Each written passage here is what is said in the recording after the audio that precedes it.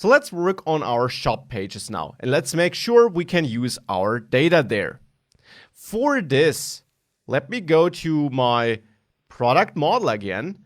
And here, besides being able to save data, I of course also want to be able to get my products. So I'll add a static method again, and I'll name that fetch all. Now here, I want to interact with my MongoDB database to fetch all products. For this, I will again return and then use DB collection to tell MongoDB to which collection to connect to. And here, the collection I want to connect to is products, of course. And then there, MongoDB has a method for finding data, which is called find. Now, find could be configured to also use a filter. For example, we could find all products that have a title of a book. And there are more elaborate filters than just equality filters available too. Again, something I cover in great detail in my MongoDB course if you want to learn more about that. Here, I of course want to find all products for now.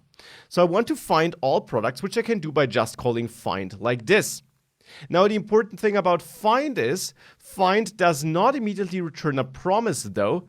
Instead, it returns a so-called cursor. A cursor is an object provided by MongoDB, which allows us to go through our elements, our documents, step by step.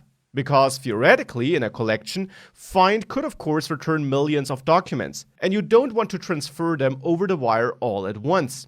So instead, find gives you a handle which you can use to tell MongoDB, okay, give me the next document, okay, give me the next document, and so on.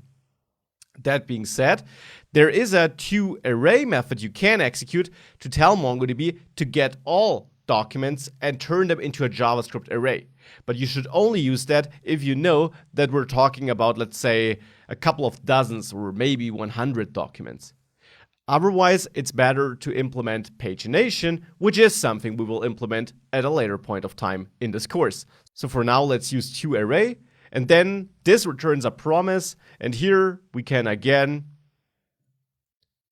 catch any errors we might be getting, but most importantly here, we should have our products.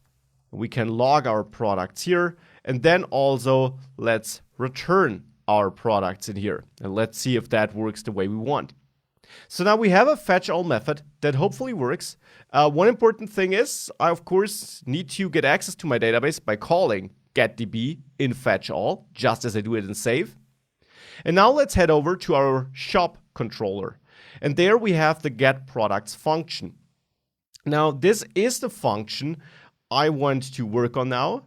And instead of find all, let's now use fetch all, because that is how I named the method. And there I should get my products, and hopefully I get them in a format that works. Let's see. Let me also go to my shop routes now. And here, get index and get products, that should be fine. Let me comment out all other routes for the moment, because we can't work with them right now because, well, we have no code that would support them. By the way, in the shop controller, you also want to make sure that getIndex works by also using fetch all in there. So just as we did it in getProducts, we want to do the same in getIndex. Okay, so now I got some code in place. Let me go back to app.js finally and comment in that shop routes import. And not just comment it in, of course, but also uncomment this middleware down there.